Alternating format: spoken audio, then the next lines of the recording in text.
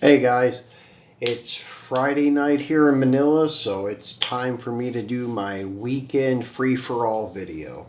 And today I'm doing the challenge by Saul's Diecast Odyssey. He came up with a challenge for race cars. So that's what I'm doing. Sorry, I don't have one of the Hot Wheel jammer cases that we called them when I was collecting a few years back. I see now you guys are calling them like the Plano cases. Same thing as what we would call Hot Wheel jammer cases. So I don't have any of those here in Manila, but I think I still have a couple in the States, but I'm not sure. Anyways, still going to do the challenge, just not in a Plano case. So my theme is for the race cars is vintage NASCAR. I've got 15 of them, and I think you guys will like them. The ones that you see right here in front of you are going to be unboxed. Well, the can cars, they come out anyways. They were in boxes, but I don't even know where the boxes are. They're just in like regular white boxes. That you can't see. They're not window boxes, and except for Junior's Mountain Dew car, that did come in a window box, as you can see here. So it's the old school and new school paint job on the amp car, and they put them in these cans. So that's one thing I love about Action, or RCCA, the Racing Collector Club of America. I think it is something like that's what it stands for. But I love these cars that came in cans. Some come in bottles, and they were really cool. So I try to pick them up whenever I come across them for a reasonable price, just because they're cool conversation pieces. And Action does an outstanding job on detail. So with that being said, let's go ahead and take one out and look at it. Also, I will be unboxing that Team Transporter you see there too. So here's Junior's car. This is his 2008 Impala SS. This is actually the newest race car that I have in my collection for NASCAR. I do have some 2015 NHRA Top Fuel cars, and these cans do slide together to look like an actual can. We'll go ahead and slide them all together so you can see, like, you can actually pop these in the refrigerator and fool someone. Now, the Junior one, maybe not, but the Coca-Cola and the Budweiser, definitely you probably could fool someone with these. So, yeah, they're pretty realistic, same size, everything, as a 12-ounce soda or beer can. The Junior one was done for, like, promotional, old school, new school, Mountain Dew amp. So, yeah, the colors and scheme on the can is not your typical, like, Mountain Dew can. So, anyways, let's get him out, take a look at it. And they just kind of slide out, and then there's a little cap on the can that comes off very easily, as you can see. It just kind of fell off when I was taking it out. So, as I said, this is a newer NASCAR that I have in my collection. I don't have a lot of new stuff. I try to stick with the vintage stuff. But as I said, because it came in the can, it was really cool. And as you can see, these are highly detailed cars by Action Racing Collectibles. It even has the sponsor tampos on the bottom of the hood, like the real deal. Detailed engine and detailed chassis. Very nicely done by Action.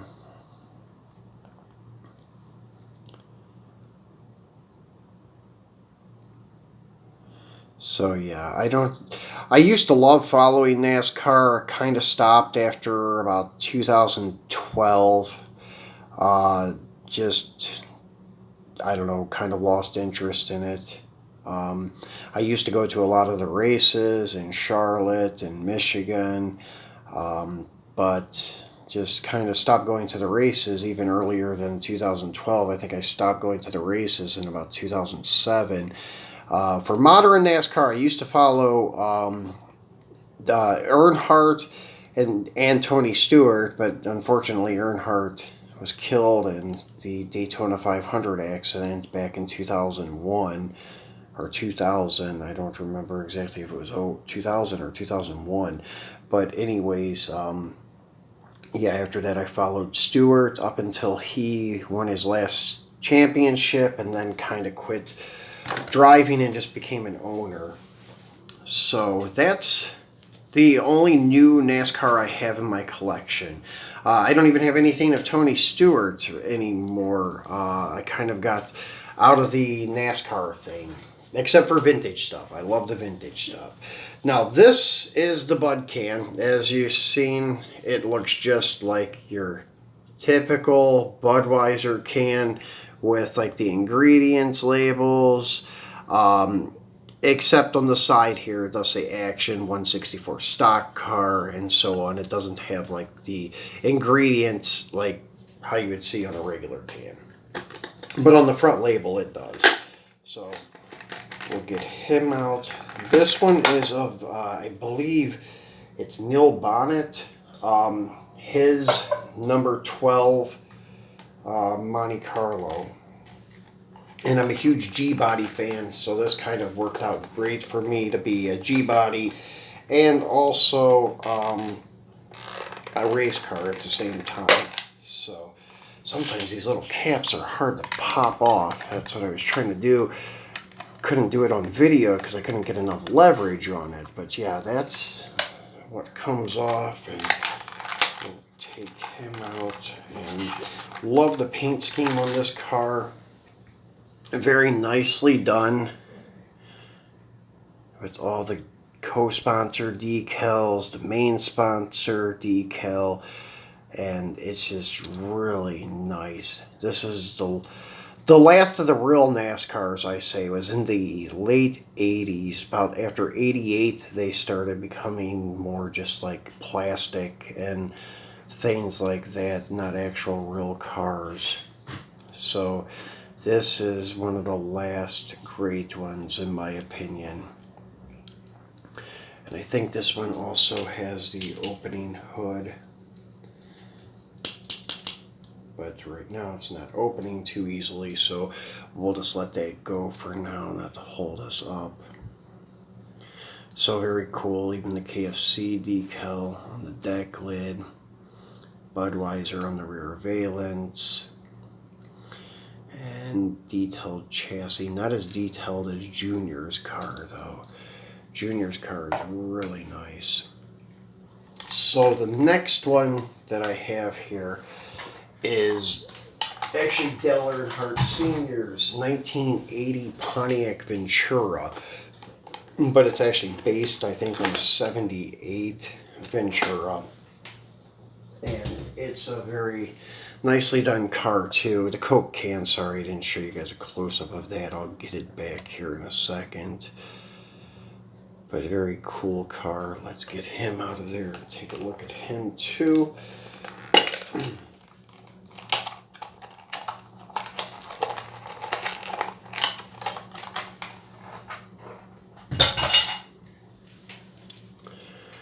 So there he is. Number 2 Coke car, and as I said, they labeled it as a 1980, but I think it's based on like a 78 or 79 Pontiac Ventura. Very nice car. Looks just like the real deal. This is before Earnhardt had the number 3. That number 2, I think, was more popular with a Wrangler paint job. So here's the Coke can. Let me show you that real quick too. Very nicely done. As I said, it would pass just like a regular Coke can in the refrigerator if somebody wasn't paying attention. So very cool display pieces, really cool conversation pieces. So next one is this Team Transporter. This one is the one I was most excited about after Snake and Mongoose.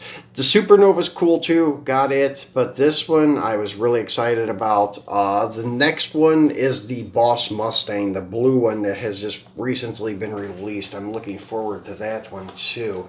The Galaxy's kind of cool too. I may pick it up eventually, but the Mustang reminds me of an old Trans Am series car, and this reminds me of an old 1970 Nascar, so very nicely done by Hot Wheels on these team transporters. I'm trying to locate a Porsche from this same set too, to have to do an unboxing later on. So there you go. There's the Golf 76, or I'm sorry, Uniroyal 76 set. Very cool. I even like the transporter with the spare tires. Very accurate looking transporter. So really cool with that tire rack.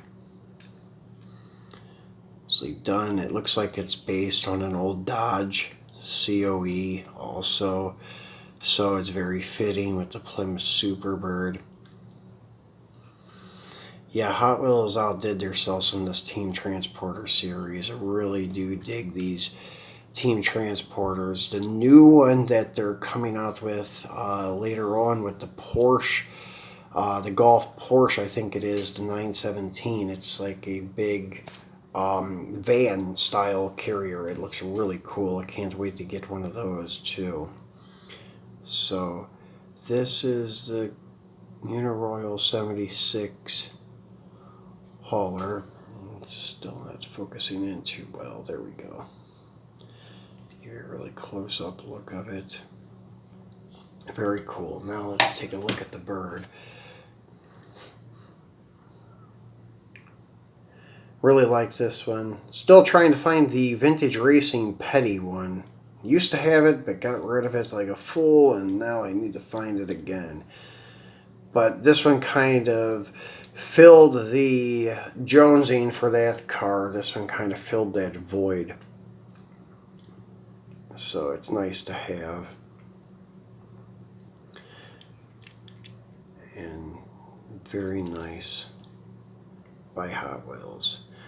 And since we're on the topic of Petty, we'll do his cars next. So I have this one, which we unboxed a few weeks ago in my 70 Plymouth B-Body video. This is a very, very rare vintage racing 1970 Plymouth Roadrunner from the Vintage Racing series set of Petty. And usually in 70 you imagine Petty with the Superbird. So this is like an unheard of like NASCAR variant that he did race that year. And it's very hard to find from the Vintage Racing series. Luckily, I ended up finding it here in the Philippines because it was almost impossible to find in the States, and when you did, it was ridiculously priced. So I found it here for a reasonable price. Still isn't cheap, but more reasonable than in the States. This is probably the hardest variant of the 70 Plymouth Roadrunner that Hot Wheels makes. So very nice, and it looks killer with the the Superbird. So these two together look great. So that's why I was wishing to find the Petty version of the Superbird from Vintage Racing, because they look really good together. I'm trying to get it to focus on both of these at the same time for you guys. There we go. So that's the first Petty car, and then the number 2 one. Well, number 43 still, but this is the second one I have. This is from the Hot Wheels 100% Black Box series. This is a very cool car. This one I saved right before the rubber bands really started eating the paint too much. As you could see, it got my decal a little bit that used to be fully round white decals. It got it a little bit there too, but not too bad. could have been much, much worse, like eating it all the way down to the metal. That's why I always emphasize to you guys, make sure you take them rubber bands off. Very detailed chassis, just like all the 100% cars were. I think it's opening hood, yes. Detailed engine. So very cool 1956 Oldsmobile that Richard Petty raced. So he raced Oldsmobile, then Plymouth and Dodge, and then also some Pontiac stuff. I'm not sure if he ever raced a Chevy or he did race a Ford, because in the Vintage Racing series they also have Petty's Ford Torino. So this is very nicely done Olds. Richard Petty's famous autograph on the roof. So there's that guy. And now let's go to a Torino. Since I mentioned that, this is the Vintage Racing Torino. This is the second one that they made. They made the Petty number 43 Torino, and then they made this guy of A.J. Foyt. These are very hard to find also in the States. They're not too easy to come by, and when you do, they're also ridiculously priced. So I was able to find a couple of these here in Manila, luckily. Hoping to find the number 43 one day for a reasonable price. So very cool. I really think Johnny Lightning makes the best Torino Talladega, but still yet, this is pretty cool. Not too bad. The worst one, I think, is Racing Champions. It's very narrow. Here's another version of the Hot Wheels one. This is the Super Treasure Hunt. This one I really do like. This is probably my favorite version of it. Love this green metallic, like Spectre Flame paint, the decals, everything. The black wheels seem more fitting than like those beige wheels on AJ Foyt's, but I guess that's era correct for that car. This one is just very nicely done. Only downside, plastic chassis, because it was a mainline car, so not much detail on the lights and the plastic base.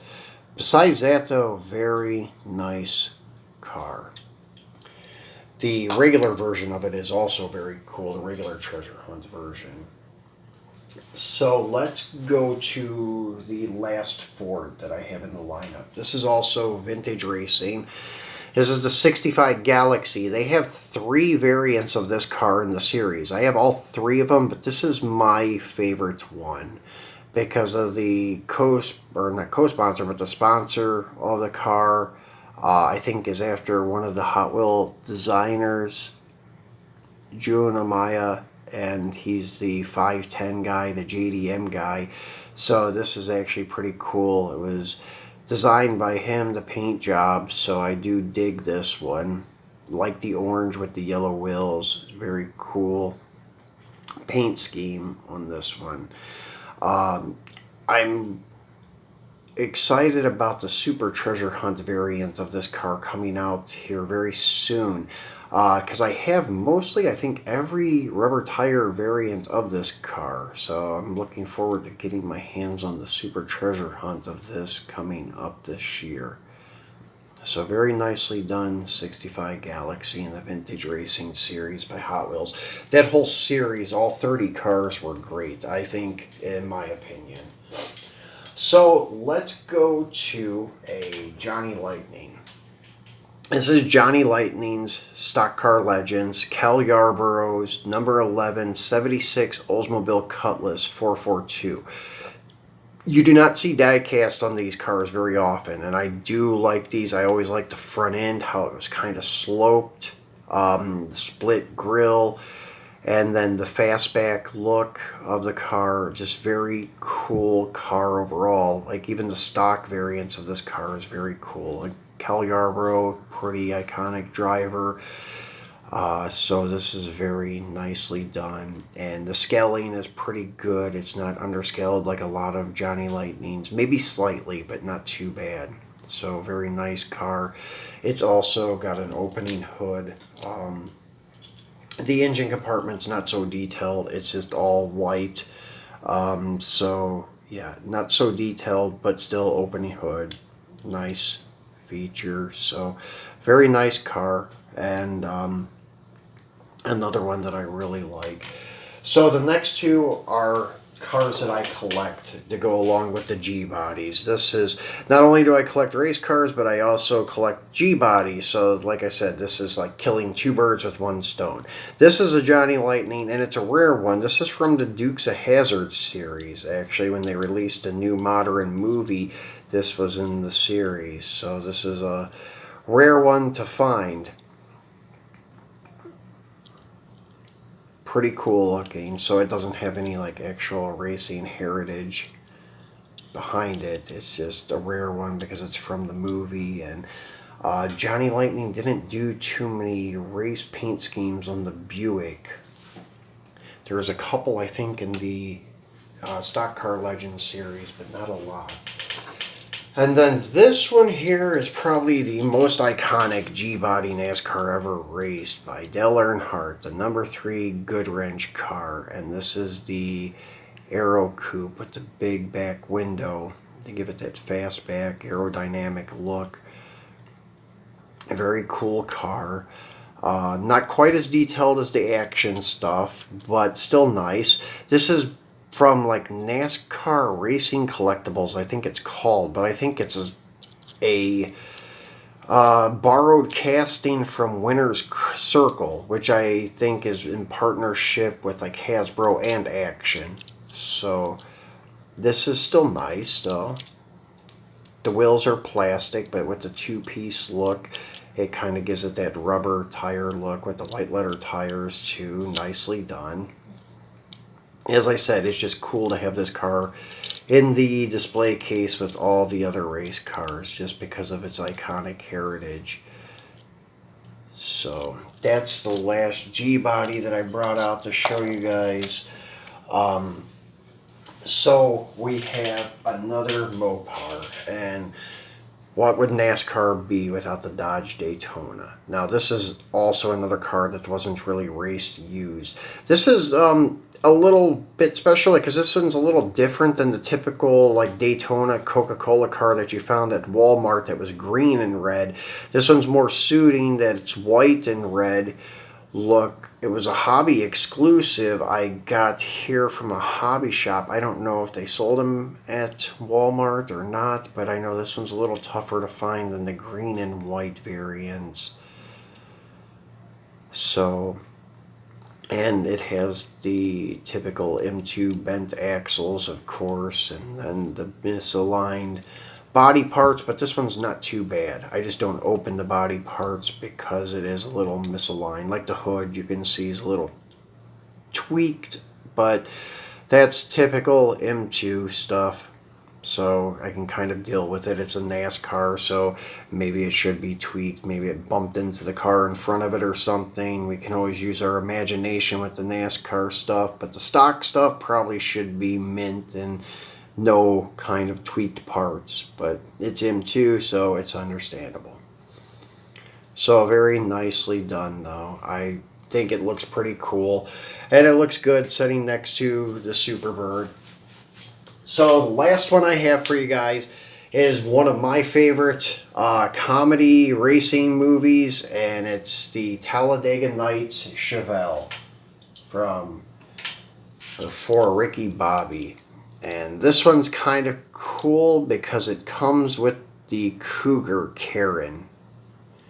So, wish they would have done a better job on the wheels on this car. They put Convo Pros on it, and it centerline Convo Pros with the ridges on the lip, but it should have had like just Pro Stars on it, I believe is what the car had in the movie.